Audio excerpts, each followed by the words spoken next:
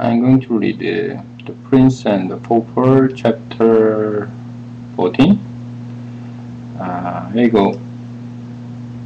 Leroy and more babe Leroy. Looks like French. Toward daylight of the same morning, Tom Kent strolled out of a heavy sleep and opened his eyes in the dark. He lay silent a few moments, trying to analyze his confused thoughts and impressions and get some sort of meaning out of them. And suddenly he burst out in a lapsed but guarded voice. I see it all. Nurse, got me thing. I'm Deirdre's awake at last comes your harness sorrows to have none but kick off your straw and then her ass and heater to my side, tried to fur into your stern, believing you're the wildest mad captain that ever the spirits of night did conjure up to astonish the soul of the man with us. Oh, no, I say that. An informant appeared at his side, and the boy said as the old advanced to deliver the comment. Comment? Oh, always me. I know the boys speak those the way am I. Their instances yes or not, sort of. The Prince of Wales, they are those my most gracious reach, Edward the King of England. Tom buried his head among his pillows and murmured frantically, alack, it was no dream that gold ye rest at the sweet star lead me to my source. Tom slept again, and after time he had his present dream. He thought it was summer, and then he was praying so on. And the first meadows cold as the good man's fields, when a dwarf only a foot high, with long red whiskers and a humped back, appeared to him suddenly and said as the lead by that stump. It is so, and found 12 bright new pennies and wonderful riches. But it was not the best of it, for the dwarf said, I know thee, thou art a good lad, and deserving. The distress shall end as the first day of the Lord is come. Dick hears every seventh day, and so final raise the same treasure, 12 bright new pennies, till none keep the secret. Then the dwarf vanished, and Tom flew to Overcourt with his prize, saying to himself, every night will I give my father pennies, that he will think I beg is that regret is his heart, and I shall no more be beaten. So on pennies every week, the good priest that teaches Mitchell have not announced, and about the other four, we belong to this hunger and rags now stone with fears and pride and self-usage. In this dream he reached his sword's homes, the hour out of pressed, but with his eyes and dancing toward his grateful enthusiasm, and cast 4 of his pennies into his mother's lap, and cried out, therefore thee and all of them every once for thee alone and bread and honestly combine, not begged no solence. The happy and astonished mother strained him to her breast and exclaimed, Alexis latest may please your majesty to rise. That was not the answer that he was expecting. The dream had snapped as soon as he was awake. He opened his eyes. The richest clad first lord of the bed chambers was kneeling by his couch. The glance of his lightning dreams faded away the first boy recognized that he was still a captive and a king. The room was filled with his courtiers clothed in purple mantles, the mourning car, and the rich noble servant of the monarch. Tom sat up in bed and gazed out from the heavy silk curtains of this fine company. The waiting business of dressing begun, and one courtier after another knelt and paid his court and offered to little king his condolences upon his heavy loss. All its dressing proceeded. In the beginning, a shirt was taken after by the chief equerry in waiting, who passed it to the first lord of the counts who passed it to the second gentleman of the bedchamber, who passed it to the head ranges of the Windsor Forest, who passed the third grooms of the shore, who passed it to the chancellor's lawyers of the Duke of Lancaster, who passed it to the master of the wardrobe, who passed it to the Norris King-at-Arms, who passed it to the constable of the Tower, who passed to the chief steward of the household, who passed to the hereditary grand diaper, who passed it to the Lord High Admirals of England, and who passed to the Archbishop of Canterbury, who passed it to the First Lord of the Bedchamber, who took what was left of it, and then put on the terms for a little wandering chap. It demanded him of the passing bucket at a fire. Each man in its turn had to go through this slow and solemn process. Consequently, his tongue grew very weary of the ceremony, so weary that he felt almost disgusting gratefulness when he allowed the authorities' long, second horse to begin the journey down the line and knew. At the end of the matter was drawing near, but he exulted too soon. The first lord of the bedchamber received the horse, and was about to encase on Tom's legs in them, and when a sudden flush invaded his face, and he heard it hustled the things back into the hands of the Archbishop of Canterbury with a astounding look, and whispered, "See, my lord," pointing to something connected with the horse. The Archbishop failed and flushed, and passed the horse to the Lord High Admiral, whispering, "See, my lord."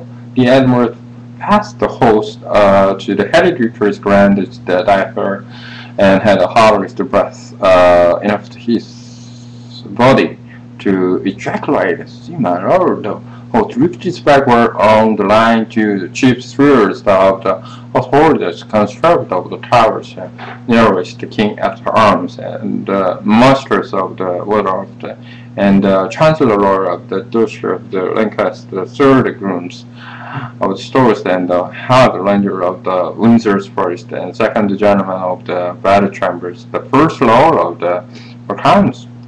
Accompanied only stood the amazed and frightened city till they finally reached the hands of the chief inquiry in waiting, who gazed a moment with a pallid face upon what had caused all this dismay, and then hotly whispered, "In body of my life, take gone from the first point to the Towers, which is the headkeeper of the king's horse."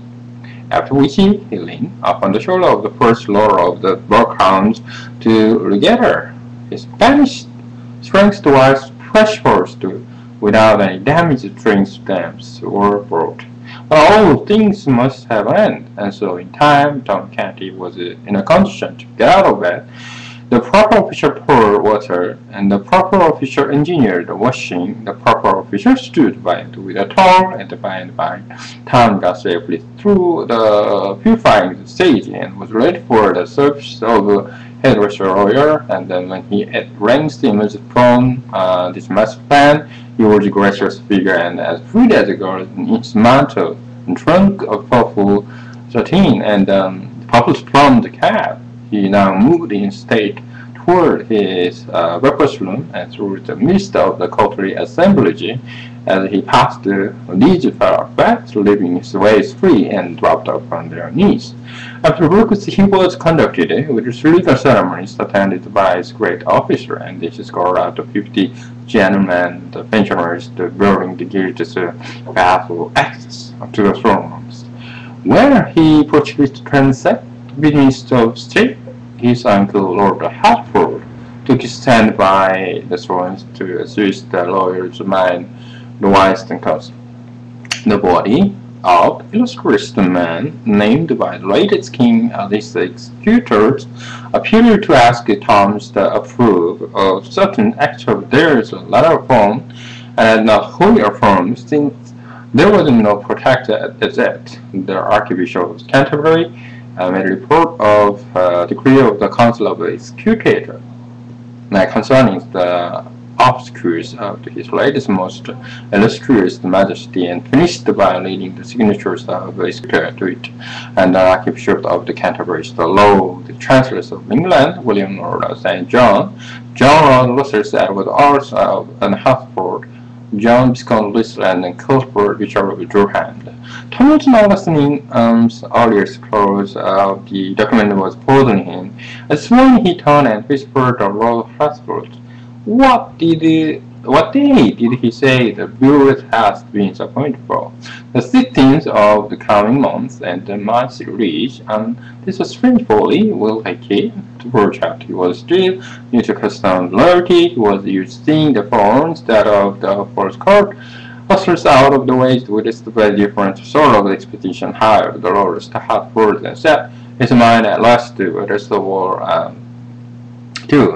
Secretary of State President on order of the councils appointed the Morrow and 11 for the reception of the foreign ambassadors and desired the king's assent.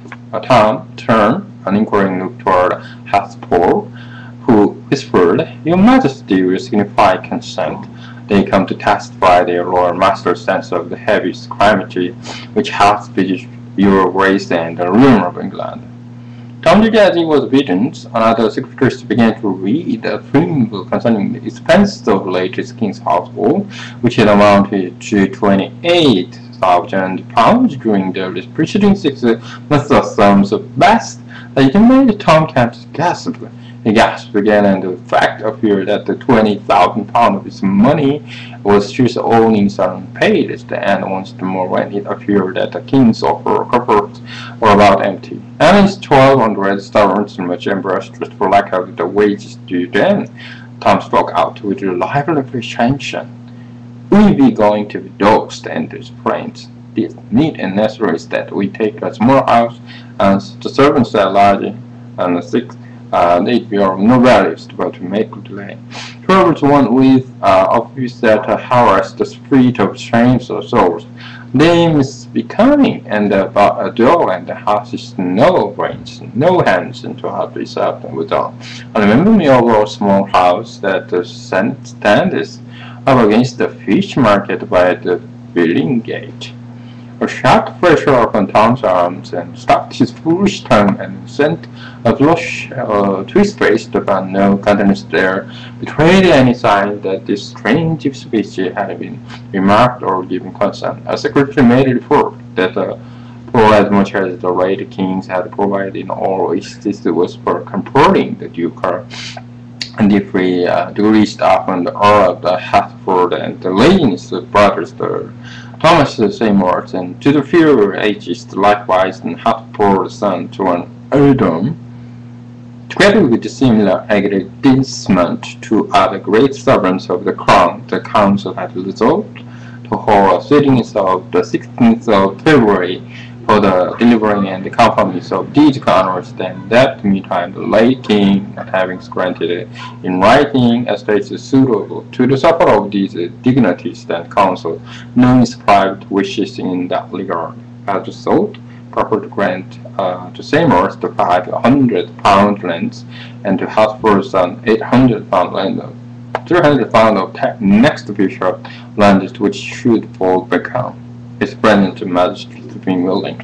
Tom was about to blurt out something about the superiority of paying the later king's staff first, the differs, the squandering of all this money, but a tiny touch of his arms and from the thoughtful Hertford saved him this indiscretion. However, he gave the lawyer assent without spoken comment, but with his much immersed discomfort, why he set to reflecting among all the easy and with which he was doing strange and glittering America, a happy source shot into his mind, so why not make it his mother's the choice of a Paul guard and give her estate to balance of her salt and unswept instantly await he was only a king in names.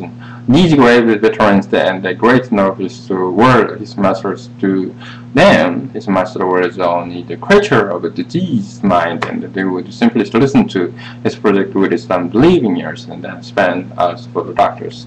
The works went to textures on some pictures were read and then proclamation, patterns and all manners worthy and restitution with some papers relating to the public business. Last time side and pastically and murmured himself, in what have I offended that the good God should take me away from the fields and the free air and the sunshine, to shut me up here and make me your king and afflict me so? And his poor mother had another nodded. Nodded whilst the presently drooped to his shoulder, and the beneath of empires came to stand and for one of that august factor. But finds the power silenced and ensured around the slumbering child, and the sage of the limestone ceased from their deliberations. During the forenoons, Tom had enjoyable hours by commission of his keepers in Hartford and St. John, Little Lady Elizabeth and Little Lady Jane Grey. Though the speech of the princess were rather subdued by the mighty stroke that had fallen upon the royal house.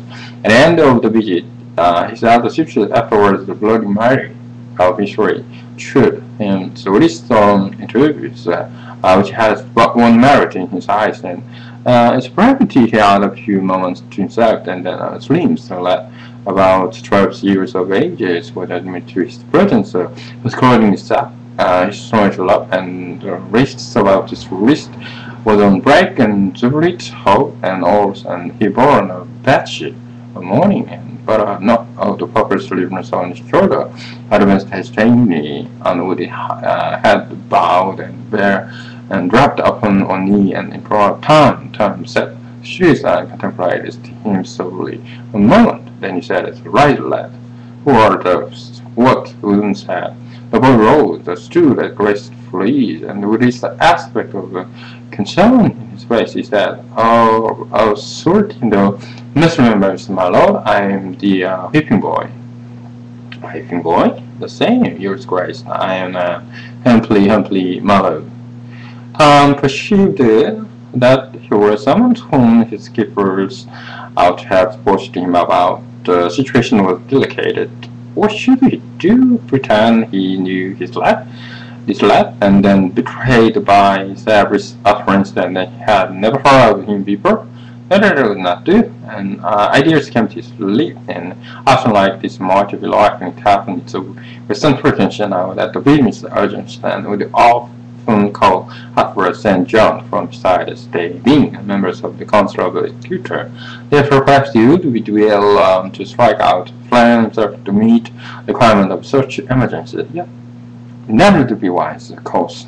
He would practice it on this work and then see what sort of success he might achieve. So he struck his blows perfectly truth and Prince said, "Now I seem to remember the somewhat, but my wit is clogged and seems with suffering." Asked my poor masters ejaculated the creeping boy, ending with the feelings adding to himself interestedly, as they said, "Is the mind has gone as poor soul. Misfortune catch me, how am I forgetting?" They said it's almost nothing to observe that it's long to him. "It's strange how my memories those wantons to witness me these days," said Tom, "but mine, not I mean the stuff face, and really is closed. This often served to bring me back again the things, names, which had escaped me, and they honest forsooth, in such as I ne'er heard before that this leadership give this business speech. On this matter was my weight and my reach. Yet will I torture of it, and as 3 years grace, 10 days gone by, and when your majesty 40 years Christ in your Greek, in the morning lessons remembers it. Methinks I do. It's not so much of Leon. I had a marriage with Greek at all, and at 40 simply twice, and but 4 times I do. Record it. Now go on. The master being master with what he termed such a slovenly and adulterous work is the promise that he would soundly with misread and weeped and said, "This time, as turns out of his presence of mind, why should it weep in this the fault of mine? Ah, you graced forget him again." Always grows to me when the dust fell in the lesson. True, I forgot those teaches me in private and affairs. And the office was laminated stone. Oh my gosh. What words are these? The humblest of the servants to presume to teach thee. Then where is the brain? What is this? In truth, the matter was to explaining speak out. But, your majesty, there's not the speed neatest and simplifying almost made be it. The secretary is the president of the prince of waste with bows, and a voice when he falls, and decide that they can and meet with the rightest for this alert my office and my livelihood. Tom stared at the tranquil boy, observing him to himself. Do these wonderful things, the most strange and curious trade. A marvel, and they not hired the boy and to take my coming and my dressing. For me would heavens, they would all the this thing. I'll take my washing in my own presence. Giving God thanks for change it. And he said aloud, and as those have been returns for plan, according to the promised and good, your majesty, my finished words are going to do for this days and peradventure and maybe a Newark and I don't be betting some season of the memory and it has come upon us that I know that. Now that so have made us the ball and committers the manner you expressed about your gracious promise to intercede in my behalf. We, the masters, saved the whipping. Ah, the dust, remember. And memory vanished and the sweet and said the mine, which the back child go uncared. I'll see to it. Oh, thank my good lord, cried the boy, dropping upon his knees again. Mayhap I've ventured for enough, and yet, since Master's house please hesitate, Tom encouraged him to go on, saying he was in granting mood, and then will I speak out.